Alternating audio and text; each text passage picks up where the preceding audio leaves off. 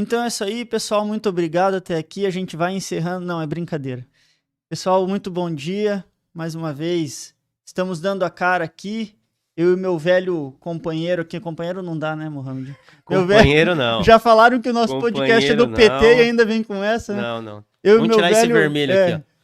Vamos colocar um arco-íris ali ou não? Não vai dar, né? Vamos mandar mudar esse vermelho. Vou mandar uma solicitação pro YouTube. A gente vai mandar mudar o vermelho do YouTube, porque nesse negócio Não tá não dando gostamos. certo. Vamos meter um verde e amarelo ali. E o Mohamed, meu velho amigo aí, que já estamos nessa caminhada de opinar e palpitar e incomodar, uns 3 anos juntos, indo para 3 anos talvez. E é muito bom estar nesse retorno do Entre Linhas com você e com a parceria também do Ed, que mesmo não estando aqui, também está participando ativamente com a gente. E é muito bom ter você aqui mais uma vez, Mohamed. Te agradeço, Arthur, por lembrar de mim nessa volta desse projeto, né? Um projeto que a gente fez por algum tempo, foram 2, 3 temporadas, e foi um projeto muito exitoso. E a gente sabe disso quando falam do nosso projeto, quando ele não está no ar, né? Eu sei que você compartilha disso comigo também. Assisti muito e me inspirei muito no antigo jornal da Massa, né? Que tinha o jornal do SBT aqui no Paraná, que tinha o Paulo Martins, tinha o Denia Couto, né? O Gerbuck. E eu lembro que várias vezes eles falaram, ouvi eles falando que o sucesso daquele programa se mede pelo fato de que tem gente que até hoje não percebeu que o programa não está mais no ar. Tem gente que fala como se o programa ainda fosse presente, né? Existisse. Então eu acho interessante porque aqui em Foz a gente se depara muitas vezes, e eu muitas vezes me deparei com pessoas perguntando, mas como é que tá o programa lá? O programa continua? Ou vocês pretendem voltar com o programa? Então eu acho que a gente fazia um trabalho importante, um trabalho necessário para Foz do Iguaçu, porque é um comprometimento com trazer opinião, com trazer notícias de forma imparcial, clara, objetiva e séria, né? Séria também. E falando aquilo que precisa ser falado, sem massagem, como a gente falava, né? E é o que eu escrevi ali na divulgação, né? Quem conheceu, não esquece. E quem não conheceu, se prepare, porque você vai conhecer, porque nessa bancada aqui vai sentar só quem aguenta a pressão. E também não vai ser qualquer um, porque a gente sabe que muitas vezes não abrem a oportunidade para nós, então também não vamos abrir oportunidade para qualquer um também. Tem que ser seletivo. A gente é meio rancorosinho também. Mas é o seguinte, não vamos deixar passar despercebido as notícias. A gente teve imprevistos aqui da nossa parte técnica, inclusive não estamos fazendo a transmissão hoje através do nosso canal do YouTube, que é o Entre Linhas 2, porque nós precisamos de uma quantidade mínima de inscritos, que são 50 inscritos, estamos chegando perto. Então, se você não se inscreveu, já se inscreva, porque é importantíssimo para nós. A partir da próxima semana, certamente nós vamos ter a transmissão no nosso canal e com convidados também, que vamos trazer aqui as opiniões acerca dos ocorridos da cidade da maneira mais ácida possível, né? Ou não, né? Porque se não precisar ser ácido, não vai ser ácido, né? Mas acontece que nós trazemos aqui a opinião da forma mais popular possível. A gente traz aqui o sentimento da cidade, de fato, para que a gente demonstre, né? E de fato exponha o que está nas entrelinhas da nossa cidade. Para falar da nossa cidade aqui, Mohamed, já vamos começar por Foz? Já vamos começar por Foz. E eu queria saber com você, nos bastidores a gente já vinha conversando, esse imbróglio que tem em relação com ONGs aqui da cidade, emendas, parece que as prioridades da cidade estão meio invertidas. O que você está vendo disso? Eu acredito que nós, enquanto cidadãos, e principalmente nós que trabalhamos na área do jornalismo, com notícia, com comunicação em geral, né? Eu gosto sempre quando me perguntam, né? Nesse sentido, eu falo, sou comunicador. Ou seja, a gente trabalha de uma forma ampla, né? Com a questão de comunicação. Eu acho importante que a gente fique atento às emendas impositivas. A gente fica muito de olho no Poder Executivo e o que o Poder Executivo está fazendo ou não fazendo, não é? Mas eu acho que é importante a gente também estar de olho no Legislativo, primeiro, porque o Legislativo é quem tem a função de fiscalizar, né? Eu até já falei isso em outros programas. Eu costumo dizer que, para mim, a maior função do legislativo, acho que pelo menos 50% do tempo, eles deveriam se ocupar na fiscalização. Esse é o principal, onde se destinam os recursos, se está sendo tudo certo, tudo correto, né? E deixar um residual aí, né, entre outras atividades, para fazer 10, 20% desse tempo para pensar em lei. Porque lei a gente tem muito. Demais, o nosso problema é a falta de execução, né? A falta de respeito em relação às leis. Mas leis a gente tem muita lei. Mas, A partir disso, né, a gente trouxe o assunto das emendas impositivas. E a gente vai começar explicando o que são as emendas impositivas para quem não sabe, para quem não conhece. As emendas impositivas, a grosso modo, é um valor que o legislador, ou seja, no caso do município, o vereador, e aí isso se estende aos deputados e senadores, né, é um valor que ele tem.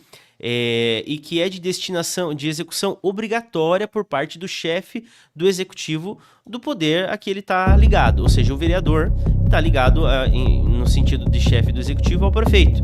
Então, aquilo que o vereador determina em relação às emendas impositivas, o prefeito, via de regra, estando tudo ok, né, tendo a legalidade comprovada, a finalidade, ela deve ser obrigatoriamente executada. Isso é emenda impositiva. Né? O nome já diz. Em Foz do Iguaçu, esse valor é de aproximadamente 1.200.000, quase 1.300.000 por vereador. Ou seja, todos os anos, cada vereador tem aproximadamente 1.200.000, Não é pouca coisa. Para destinar para algo, para atividades, para ações que ele entende como necessárias, que ele entende como importantes e que precisam dessa visualização. Claro, muitos também usam, e não é ilegítimo, não é errado, digamos assim, usam nas suas bases eleitorais. Por exemplo, o vereador é do bairro X e ele prioriza atender aquele bairro X com essas emendas. Perfeito. Embora seja um valor aparentemente alto, a gente sabe que pensando numa cidade, se você for dividir... 300 mil habitantes, mais ou menos. Né? Não é tanto assim. Então, o que acontece? No geral, os vereadores eles dividem, né, essas emendas, mandam um pouquinho para cada lugar, e quando é necessário para algum local, às vezes por exemplo, para o hospital, algo nesse sentido, um valor maior, eles fazem emendas coletivas. Uma vaquinha. Como se fosse uma vaquinha. Eles juntam um pouquinho de cada um, né, em uma emenda só, para mandar um valor maior. É importante lembrar que metade desse valor, ele obrigatoriamente tem que ser destinado para a saúde, para questões na área da saúde, né? Instituições, entidades que trabalham na área da saúde. Então, essas são as emendas impositivas. Fechado esse parênteses para explicar o que são as emendas impositivas, a gente passa para a destinação, que é tão importante quanto. E o que nos causou um pouco de estranheza, vamos dizer assim, porque a gente não pode acusar ninguém, né, de forma leviana, mas causa estranheza quando a gente vê, por exemplo, uma emenda para uma única ONG de animal. Vou repetir, para uma única ONG, uma emenda de aproximadamente R$1 milhão. E eu só quero fazer um ressalto aqui. Não é a primeira vez que essa causa animal vira destaque na cidade, né? Exatamente. Mais uma vez com uma coisa estranha. E o problema não é nem destinar uma emenda, eu acho justo e legítimo, é uma questão social, todos nós temos animais de estimação. Pra uma. E a questão dos animais da rua também a gente sabe que é uma questão social, uma questão até de saúde em alguma medida. Mas você destinar R$1 milhão para uma única ONG é um valor extremamente alto. E eu vou dar um exemplo para ilustrar o porquê que esse valor é tão alto e gera tanta estranheza pensando que está indo para uma única ONG. Vale a pena a gente repetir e frisar nisso. É para uma única ONG e basicamente uma única vereadora, com um residual de um outro vereador, mas basicamente a vereadora Carol De Donati foi quem mandou quase que 100% do valor, aproximadamente 90%, 90% desse valor. O Centro de Nutrição Infantil, que é uma instituição que tem décadas na cidade, tem um trabalho excepcional, atende crianças em estado de vulnerabilidade. Deve ter ganhado uns 2 milhões, com certeza. Era o que deveria, né? A gente vai chegar lá. Você veja, o centro de nutrição cuida de crianças desnutridas, crianças que têm problemas de saúde, crianças autistas, risco de crianças morte, com problemas neurológicos, com problemas cardíacos, né? Crianças que realmente sofrem risco de vida pela condição que tem, tanto na questão da desnutrição, quanto na questão de saúde, no sentido clínico, digamos assim.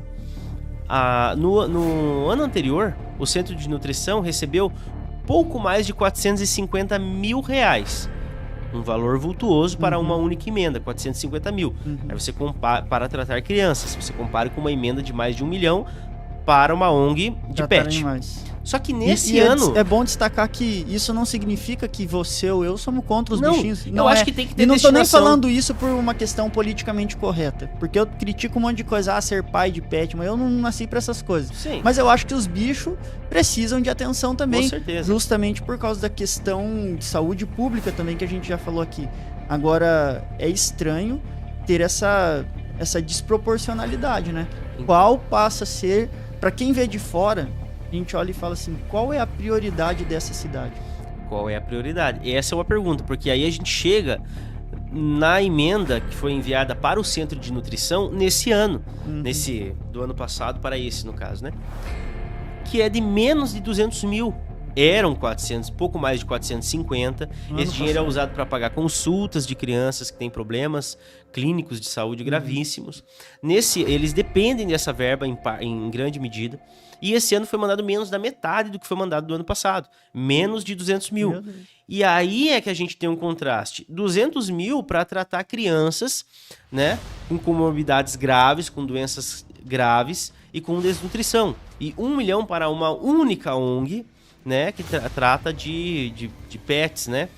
Então é muito estranho. Eu acho que é importante a gente observar isso aí e ter uma investigação, até porque em um outro momento já teve aí uma orientação do Ministério Público para que certas doações vultuosas para uma única ONG de animais, onde se encontravam pessoas que eram próximas do vereador ou vereadora que estava fazendo a emenda, não fosse feita. Então, eu acho que acende o alerta pra gente nesse sentido. E é interessante porque interessante dizer aqui, que não tem só o que criticar na nossa cidade, né? Tem os lados positivos também, né? Por exemplo, nós tivemos uma grande inauguração há poucos dias. Claro. Também de uma vereadora. Surpreendente, uma coisa surpreendente. Foi assim, olha, talvez um divisor de água para a região inteira. A inauguração de um toldo numa escola. Me fez lembrar, logo no início do desgoverno Lula, a inauguração da colocação de letreiro na parede do ministério lá em Brasília. Exatamente. Né? Vamos colocar ali, Ministério do Vai Quem Quer. Nem lembro o que era o ministério lá. Uma grande inauguração. Chama lá todo mundo que vai trabalhar no ministério. Vamos fazer um ato aqui maravilhoso. Mesma coisa. Só que também tem algo na entrelinha disso daí, né? Tipo, pra que fazer uma inauguração de um toldo? E se nós estamos a um ponto de festejar isso, o que a cidade não tá sentindo falta, né? Então, meu amigo, a gente tá em ano eleitoral. É ano de campanha. Campanha full time, campanha 100% do tempo. E eu quero deixar muito claro, a gente entende a importância desse... Bom, vamos começar pelo início. A vereadora Yasmin Rachin, ela inaugurou um toldo em uma escola municipal, se não me falha a memória, municipal, aqui de Foz do Iguaçu. Então, veja, a vereadora Yasmin inaugurou um toldo. É um toldo, gente. E aí não é menosprezando a importância para quem utiliza. É evidente que uma criança, um pai que pegava a chuva antes e agora não pega mais, para ele é muito importante isso. A questão é, em que ponto de município, de cidade, nós estamos, Arthur, para precisar inaugurar um toldo numa escola. Algo básico. E eu vejo Daqui uns dias, colocar telha numa escola ou ter água potável para beber vai ser um grande evento. A gente vê assim, ó, o Mohamed tem uma obrigação anual, pagar o IPVA do carro dele. Né? Se o cara não paga, vai ter o carro preso. Mas quando você pagar, você podia, por favor, fazer um churrasco pra gente comemorar que você cumpriu com a tua obrigação. Então é isso que é o ridículo. E aí a gente sabe que existe esse modus operandi de muitos políticos de deixar faltar coisas básicas intencionalmente para, assim que suprir essa necessidade, ir lá e aparecer como boa pessoa, né? Então, tipo, isso demonstra uma astúcia até perigosa, né? Então, isso a gente tem que sempre ressaltar. Você falou bem, é uma estratégia política, deixar faltar o básico, para que quando esse básico for entregue à população, esse básico parecer uma grande coisa. É o caso que a gente está tratando. Um todo é o mínimo do básico que uma escola precisa ter. É claro, é evidente. Sim, e ali, ó, é uma questão assim que o Mohamed está dizendo. De fato, é um espaço externo. Foz não é só chuva, não é só sol, chove também. As crianças ficam ali esperando os pais. Não estão questionando a necessidade, a importância do todo, mas é a necessidade do vulto disso daí, né? Então, tipo, da propaganda, da do propaganda alarde. em volta disso tudo chega a ser uma piada, né, com a gente, enquanto a gente vê que tem coisas que de fato mereceriam um investimento e talvez até uma comemoração, e aqui em Foz não estamos chegando nesse ponto, né? Mas parabéns pelas crianças ali e meus pêsames para a vereadora que conseguiu cair na estratégia de marketing, não sei de quem ali, que tem que rever, porque acho que é mais inimigo do que amigo quem deu essa ideia. Você veja que essa legislatura, né, entre os atuais vereadores, nós já tivemos um vereador inaugurando ponto de ônibus, tirando foto em ponto de ônibus. E do básico, tá? Sabe aquele ponto de ônibus, né, com dois pilarzinhos amarelos e só uma telha por cima? Banco de madeira. Exato. Eu não lembro se tinha banco, para ser específico. Talvez não tivesse. Então você veja, nós já tivemos vereadores na atual legislatura inaugurando inclusive ponto de ônibus. Então é importante nós, enquanto população, entendermos esse tipo de estratégia. Observarmos que muitas vezes essa falta do básico, ela é proposital, para que quando seja entregue esse básico pareça um favor, pareça um grande feito, né? E falando do básico, e passando pela educação brevemente, acho que a gente entra no principal assunto da cidade. Talvez para a gente encerrar esse primeiro bloco de cidade, de Foz do Iguaçu, né? A questão da saúde, né, Arthur? Eu acho que você deve estar também por dentro do que está acontecendo. Tanta coisa acontecendo que não tem como a gente não estar por dentro de algum assunto, né? Uhum. Ontem a gente recebeu aqui no estúdio, num outro programa, o Paulinho. E ele trouxe coisas aqui da saúde que é de arrepiar o couro cabeludo, né? Mas eu, até pela questão do horário, eu vou dar um salto dos assuntos aqui do município e vamos falar um pouco do nosso país também, que também vai de mal a pior. E eu acho que de tudo que tem de ruim acontecendo, o presidente Lula, que tanto criticou o presidente Bolsonaro pelas suas falas, também consegue uma atrás da outra ser uma vergonha. Eu acho que ele tá disputando com o Biden de alguma forma, não sei como. Mas, depois do Lula ter comparado a guerra na faixa de Gaza ali, né, a defesa que o Israel tem feito contra o Hamas, comparando o que está acontecendo lá com o nazismo, né, isso é ridículo. Também veio, depois disso, uma coleta de assinatura pelo pedido de impeachment dele. Hoje de manhã eu estava vendo, já deve ter passado de 128 assinaturas. Mas me causa estranheza que ainda tem um nome daqui da nossa cidade, deputado federal, que não assinou ainda, que é o deputado Luciano Alves, né? Quase que eu cometo uma gafe aqui, né? Mas, falar o nome de um amigo ainda, né? Eu até não me recordo, porque a gente sabe, ele era, acho que terceiro, quarto suplente, alguma coisa assim. Eu não me recordo se ele ainda está em exercício. Só se o Sandro Alex saiu da secretaria. Isso que eu não me lembro, porque também me causou estranheza não ver aí essa assinatura, não ver esse posicionamento. Ele que é um homem da comunicação, é uma pessoa que sempre se posiciona, né? Sim. Então, me pareceu, assim, algo bem difícil de entender. E eu tentei, lógico, né, porque eu jamais conseguiria, mas eu tentei fazer um exercício para buscar entender o que o Lula quis dizer com aquilo, o que ele queria alcançar com aquilo. Mas quando eu vejo, se eu não me engano, o Jacques Wagner dentro do Senado dizendo que não concorda com o Lula, e ele que é vice-líder do PT no Senado, falei, não, o problema não está em mim mesmo. O problema está no Lula, que ele fez essa comparação, e eu não vou nem dizer que é infeliz, porque infelicidade seria um deslize. E isso é o que a esquerda inteira no Brasil pensa, né? Esse pensamento de perseguição contra judeu, contra cristão, não é só do governo federal, não é só da alta cúpula do PT, é também dos idiotas úteis que o PT usa, seja da militância do PSOL, do PDT, do PV, do próprio PT, enfim. É um pensamento geral dentro da esquerda.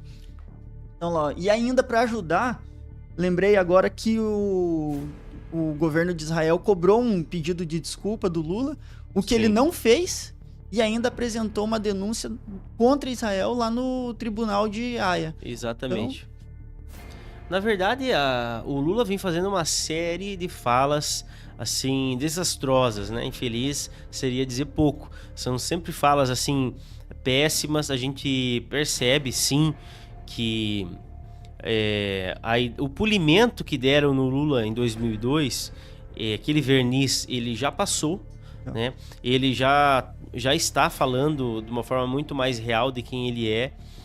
E talvez a idade também esteja atrapalhando um pouco ele, não tanto quanto o Biden nos Estados Unidos. Ou a pinguinha, né? Mas vem atrapalhando ele, porque as falas são absolutamente desastrosas, péssimas. É uma série de falas. E eu, em alguma medida, compactuo com o pensamento de que talvez não seja apenas por deslize, não seja apenas por falha, mas seja talvez algo sistemático e planejado, já que o Lula está levando a gente a se associar e a se aproximar de países que não são tão democráticos assim, tanto quanto o PT diz que defende a democracia, né? E a gente tem uma série de situações assim. Nessa questão da fala em relação a Israel, a gente tem também ele dizendo, quando perguntado sobre a Venezuela e tudo que está acontecendo lá, os desmandos e os desacatos, né, aos direitos fundamentais, direitos humanos, né, dos cidadãos venezuelanos, ele diz que simplesmente não sabe o que acontece lá. Ele não é especialista em Venezuela, então ele não sabe. E quando indagado sobre a morte do principal opositor do presidente Putin, né, presidente russo, ele diz que vai esperar os legistas russos dizerem o que aconteceu para daí se posicionar.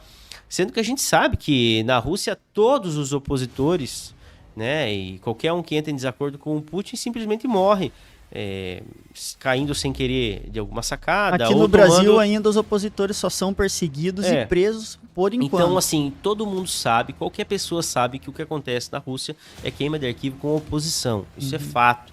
Todo mundo sabe disso. Não é porque ele não é condenado no país, porque ele manda no país e ninguém vai entrar lá para tirar ele, que isso não é verdade. Tanto que organizações internacionais já dão o Putin até como pessoa procurada, né? Há mandatos de prisão internacionais em relação a ele. Então, é fato consumado o que acontece lá. E aí, nesse ponto, o Lula não tem o que opinar. E eu concordo que ele não deve opinar de forma muito contundente em relação a assuntos assim, porque ele tem que cuidar do país que ele é presidente.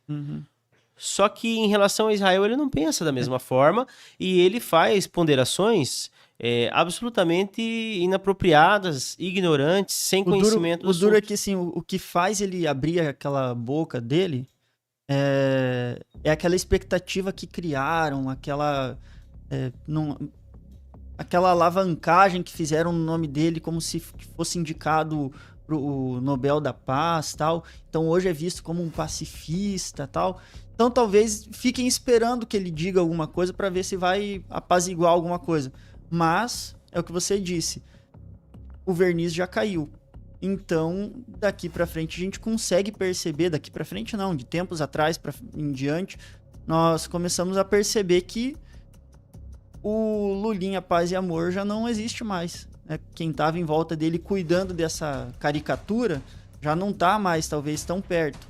Então, deixam o homem falar e ele consegue. E outra, ele está num ambiente, daí você também relembrou muito bem, num ambiente propício para ele, que é cômodo para ele abrir a boca. Pro azar dele e pra nossa, não vou nem dizer alegria, porque não é uma alegria ouvir isso, mas pra infelicidade dele, pro azar dele, tem a imprensa ali captando imagem e som e que consegue transmitir pra gente. E aqui nas ruas ele não é tão bem-vindo, então já não é o habitat dele, já não é a zona de conforto. E infelizmente Lula nas ruas do Brasil é persona non grata. E agora, nas ruas de Israel também, persona não grata. Ele vem sistematicamente se aproximando de países assim antidemocráticos, autoritários, ditatoriais, né, de forma realmente sistemática. A gente vê isso com Venezuela, a gente vê isso em relação a Nicarágua. Ele se negou, um dos poucos países que se negou a assinar um documento que falava sobre o ataque, né, do governo da Nicarágua, do ditador, né, da Nicarágua, em relação aos direitos humanos dos seus próprios cidadãos. O Lula se negou a assinar essa carta, um dos poucos países. Em relação à Venezuela, da mesma maneira. A gente vê o Hamas, né? Hamas é Lula, Lula é Hamas, né? O Hamas comemorou a vitória do Lula. Lembrando que Hamas é uma coisa, o povo palestino é outra coisa, né? E vale salientar também que o Hamas, já é bom trazer essa explicação, tá? O Hamas, ele não defende o povo palestino via de regra, tá? Porque o que diz o Estatuto do Hamas? Diz que o objetivo é a destruição, a aniquilação total do Estado de Israel e de seus cidadãos. Ou seja, acabar com o povo israelense, né? Não, quem nasce em Israel é israelense, né? Não é necessariamente judeu. Mas acabar com o povo israelense e com o Estado de Israel. Esse é o primeiro objetivo. Depois eles vão ver o que vão fazer, né? Ele é um partido que ganhou aí aproximadamente 16 anos atrás, ele ganhou uma eleição democrática, depois nunca mais saiu do poder, né? É um governo ditatorial, né? Que usa os cidadãos palestinos como escudo, sem se medir, porque a luta deles, eles entendem que o fim justifica os meios. E o fim é buscar o fim, de fato, do Estado de Israel. Então é importante lembrar disso, porque existe um partido palestino que pensa de forma diferente, né? E que tem a chamada solução de tem dois perfis. O Hamas é da solução de Estado único. É o que consta no Estatuto do Hamas. Ou seja, a solução para eles é que exista apenas um Estado, o Estado palestino, e que o Estado de Israel seja aniquilado. Existe outro partido que entende pela solução de 2 estados. E a solução de 2 estados consiste na existência e na elaboração de um Estado palestino, justo e legítimo, para aquelas pessoas que se entendem que são palestinas, e um Estado de Israel justo e legítimo para aquelas pessoas que se entendem israelenses e majoritariamente judias. Então, a gente precisa ter essa separação, porque eu tenho certeza que quem sofre lá na Palestina, as mães que sofrem lá, sofrem tanto quanto a minha sofreria e quanto a sua sofreria, num caso análogo. Só que são pessoas que elas estão assim absolutamente cercadas, que são pessoas que têm pouquíssimo acesso à informação. É evidente que crianças, que jovens vão crescer com ódio de Israel porque é pintado para eles uma narrativa. É uma realidade diferente, eles nem conhecem. E aonde eu quero chegar aí vale a gente entender a importância da narrativa, Arthur, que a gente tanto fala aqui, que o nosso próprio presidente falou várias vezes. Ele falou, por exemplo, quando disse que o Bolsonaro nunca mais ia voltar ao poder, ele disse, completando, que era necessário criar uma narrativa para que o Bolsonaro nunca mais voltasse. Depois, em um outro momento, ele fez um discurso dizendo que quando se pretende dar um golpe, é criada uma narrativa para legitimar as ações autoritárias que desencadeiam um golpe. Então, olha o alerta que fica para nós. Sim. O quanto é problemático quando certas narrativas são colocadas, por exemplo, na educação básica, fazendo com que as crianças cresçam com uma mentalidade de que tem um inimigo X, que o Estado ou que aquele partido específico determinou que é o inimigo, e que elas devem a todo custo lutar contra aquele inimigo. Então é muito preocupante, a gente precisa entender o que acontece. Em outros locais, para a gente não permitir que seja repetido aqui também. E é importante que todos nós, que a gente perceba que só cai nessa narrativa quem tá sem conteúdo para subsidiar um posicionamento correto.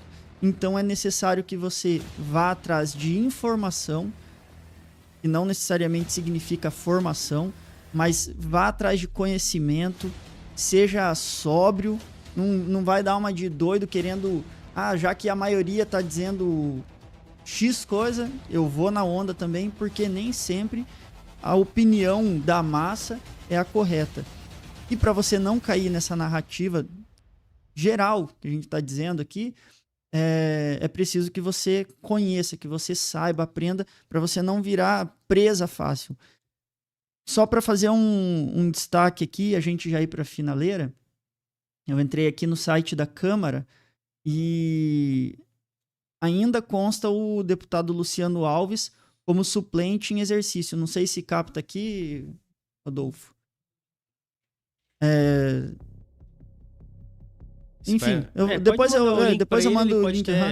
Mas é no site da Câmara. Coloca Luciano Alves ali, deputado, ele já vai aparecer. Suplente em exercício. E é importante a gente trazer esses detalhes, assim, quando a gente comenta algo que não tem 100% de certeza, a gente trazer ao vivo, porque eu acho que isso mostra também uma coerência e demonstra que a gente não é o portador de todas as informações. A gente está aqui para trabalhar junto, para trazer essa informação com qualidade para quem nos ouve, nos assiste. E lembrando, o que a gente está dizendo do Luciano Alves aqui não é uma crítica a ele. A gente está só cobrando um posicionamento dele, como eleitor de Foz do Iguaçu, como eleitor de Foz do Iguaçu, como representante da parte dele da nossa cidade e agora também do Paraná, né? Não é só da nossa cidade, é do Paraná.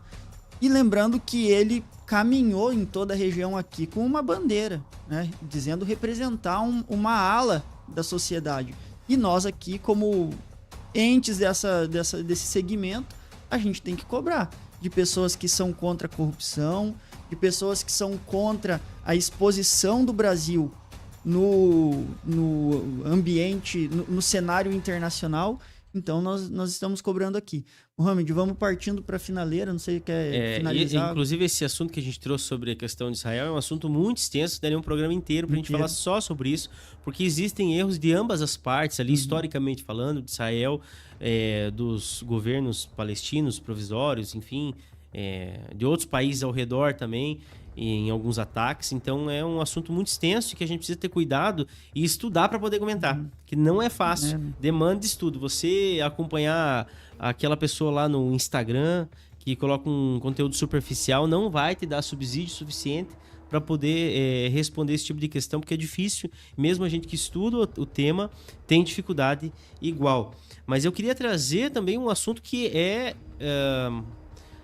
pela primeira vez, inédito, né? Pela primeira vez acontecendo no Brasil, que é fuga de presos, né? De condenados, criminosos, de um presídio de segurança máxima, um presídio federal, que foi o caso que aconteceu agora no Carnaval, lá em Mossoró. E o que eu quero trazer especificamente, além da fuga em si, é a declaração do atual ministro da Justiça, que é o ex-ministro do Supremo Tribunal Federal, Ricardo Lewandowski, e que, sinceramente, era melhor ele não ter dado nenhuma entrevista e não ter dado nenhum comunicado, porque o que ele falou foi, assim, o absurdo do absurdo, o cúmulo do despautério, a declaração dada pelo ministro. Acho que a declaração dele, quem escreveu deve ter sido Lula. Não sei, é possível, porque, assim, ele simplesmente usou o microfone, um ministro experiente, um ministro que passou umas 2 décadas quase dentro do Supremo Tribunal Federal. Ele disse que ele considerou como um dos fatores o fato de ser carnaval, e que no carnaval os agentes eles estão mais relaxados, como é normal. E é mentira pura. Comum estar. Mentira pura porque, por exemplo, nas praias que tem bombeiro de guarda-vida, é um período onde um agente, né, um servidor público de segurança, tá mais tenso. Ali ele sabe que tem problema, tem risco de briga, tem risco de agressão, tem risco de afogamento, de acidente com embarcação. Você imagina dar essa justificativa? Não tem mínima, superior? Mínima você fala lógica. assim, não, mas era carnaval, eu tava distraído. Isso daí é o tipo de comentário Até exemplo do, acho que é Felipe, que é da bancada do Morning Show. São pessoas que querem comentar coisas que não é da sua praia, não é da sua área, mas não sabe dizer assim, não, vou deixar passar a oportunidade.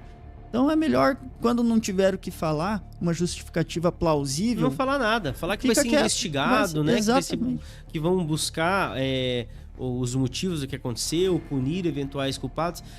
É melhor ser pragmático, dar uma resposta assim, técnica, do que falar o que ele disse. Mas seria não até foi melhor bastante. dizer assim, ó, fala com os agentes que estavam lá. Mas o pior é que não foi só isso, não parou aí, porque ele deu uma série de justificativas.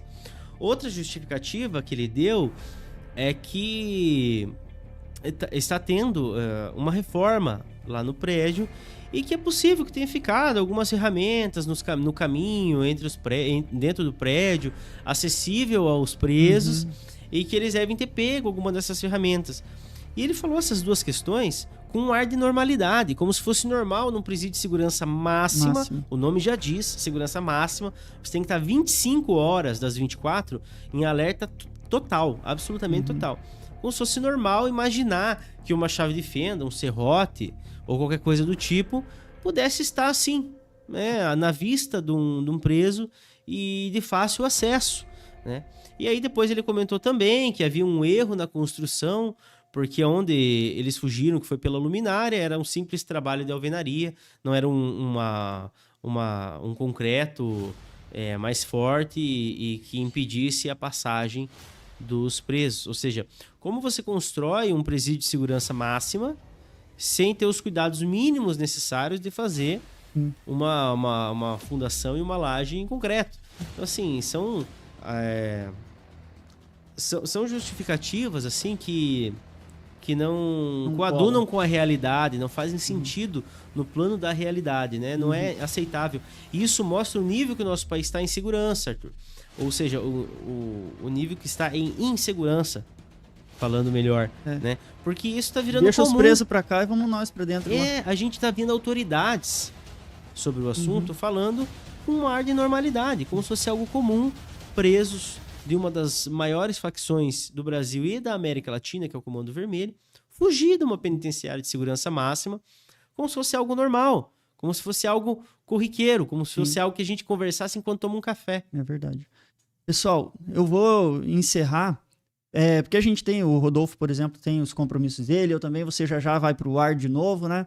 Mas nós temos um encontro marcado quarta-feira que vem, às 10 da manhã, se Deus permitir, no horário, porque a gente precisa criar esse hábito com vocês, a gente ter o horário marcado. Eu já sei que tem pessoas que falaram, eu vou entrar, eu vou deixar minha TV logada lá no serviço e tal. Outras no hospital falaram, vou deixar lá no pronto-socorro ligado. Falei, é isso aí.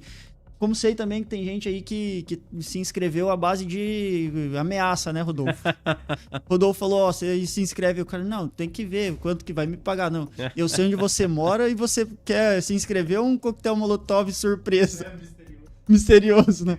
Mas é isso aí, pessoal. Então, obrigado, Mohamed, mais uma vez, obrigado por você estar aí com a gente também. O projeto segue e provavelmente na semana que vem a gente vai ter a companhia aí do nosso querido Ed Queiroz também. E vamos nos falando.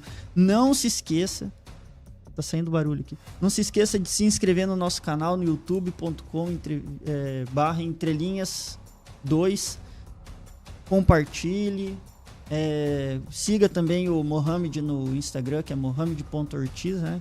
Eu sou o arthur.joquetel no Instagram. E estamos aí para trazer à luz aquilo que está obscuro, escondido nas entrelinhas. E nos falamos. E eu quero dizer também que vocês não imaginam o prazer que é estar de volta.